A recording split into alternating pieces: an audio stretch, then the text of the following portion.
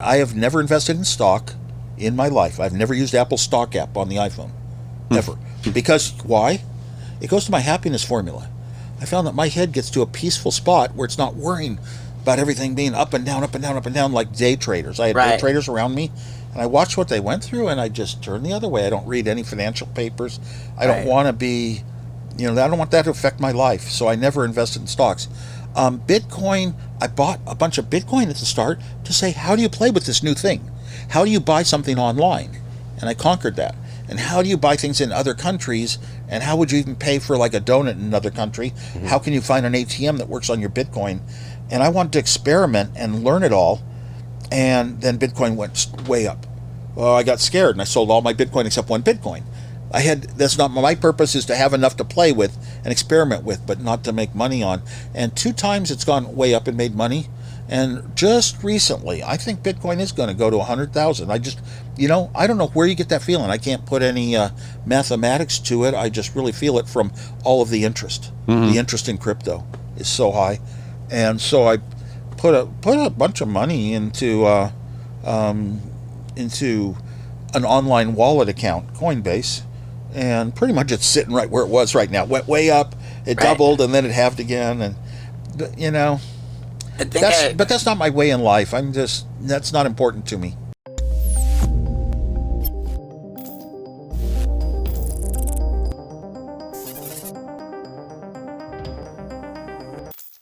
Will Bitcoin's price hit $100,000? Despite its roller coaster ride in the market, there are always people who remain steadfast in their belief in Bitcoin. One of them is a pillar of tech behemoth, Apple co-founder Steve Wozniak, who expects Bitcoin to hit 100K soon. Hello and welcome to Money Talks. In today's video, the mighty Woz has spoken. Apple co-founder Steve Wozniak put in his 2 cents about Bitcoin recently, saying that he believes the cryptocurrency will reach $100,000. Wozniak made his comments on the podcast Steve-O's Wild Ride, hosted by the Jackass star. He discussed his experience with Bitcoin, the world's largest cryptocurrency by market capitalization. If you like the video, don't forget to give it a thumbs up, subscribe to the channel, and turn on the post notifications. Let's dive right into the video. Well, even Bitcoin, gold of all, it's only mathematical. No human can control Bitcoin and the amounts of it and anything. That's it takes a lot of energy to mine it, to keep Bitcoin, to keep these all the cyber currencies and NFTs going. But it costs an amount of energy for whatever anything is worth. Right. Because the costs, the economy, 3 E's. The economy equals the energy used equals the emissions, meaning pollution.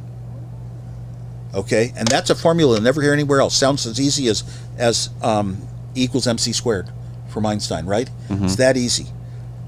The global economy, GNP say, equals the amount of energy that was used. If you double one, you double the other. And that equals the amount of pollution that we get. Double the energy, you'll double the pollution. The only way to really solve this climate problem is take our lives way, way back down in economy. Take them way back down.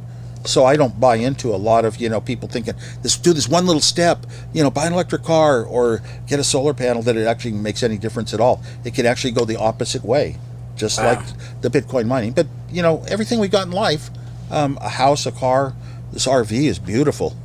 According to Wozniak, Bitcoin is the most incredible mathematical marvel. In July last year, when speaking at Talentland Jalisco, he told his virtual audience that Bitcoin was superior to gold due to its verified digital scarcity. While admitting that he was unable to quantify his prediction mathematically, Wozniak noted that effective interest in cryptocurrency has made the price attainable. He said, "I believe Bitcoin will eventually reach $100,000. I am unable to quantify it mathematically. I simply feel it as a result of all of the interest in cryptocurrencies." Speaking about Bitcoin, it is currently trading below the 40K threshold at $39,000. Do you think the world's going towards crypto, or you think we'll always stick with fiat currency? It's hard to erase things that humans have learned and can put into books, methods of doing it. Some countries have even disallowed crypto and blockchain technologies. it can be used a lot. I think it's being used a lot these days to rip people off. I'll start a crypto. I'll hire an engineer that knows how to create it, and I'll get a celebrity to back it up, and we'll put out the Kim coin, Kim Kardashian, or something like that. That's probably a bad example, but It's a great example. That's a great example. it is. It's a really good one. Okay, because I don't do social web, so I don't really know the names to use. But we'll call, and I see that happening all the time. And then the founders that started it pull off some millions of dollars right away from investors that say, "I want to get in quick and early when it's young because it's going to grow like Bitcoin. I'll make $1 billion out of pennies," and they jump in, and then it goes to zero. That's the common story. It's not the only story. There's some others that have made it for a while for some good reasons. Yeah, so I'm kind of NFTs fall into that category too. The number of people getting ripped off on crypto and NFTs is just outrageous. Now Bitcoin is safe because it's the big elephant on the block. It's stable. Right. I like conservative thinking. You go for the big ones, and I gave my money to so many good things. They have a street named after me in San Jose, and then a friend, a hacker friend, Kevin Mitnick. Okay, he's famous. Got some great books. I write the forwards for him. And he was calling me like at 2 a.m. I'm in Moscow, Russia. He'd call me at 4 a.m. I'm in Bogota, Colombia, and all these places. And I said, that's kind of intriguing that you get to all these places. Speaking. He was speaking. So we had a dinner in San Francisco with a speech agent from Boston, and she said she could get me speeches. And I was ready to get a new occupation. Rather than starting companies, I could always get involved in company startups. And I said, yeah. And that's where it started, Great. And I've done it for 15 years, and I've risen to the top. Nice. I have risen to the top. I got up to where I was doing 100 speeches a year, most of them foreign. Okay, that meant a lot of long airplane flights. I don't get to choose a nice set of cities like a rock group. We'll go all the cities along California from north. No, I don't get to do that. It's where the speech offers come in. And I've been to all the exotic countries, almost all the exotic countries. The Saudi Arabias and Moscows and China and a lot of strange places, some small places. Super cool.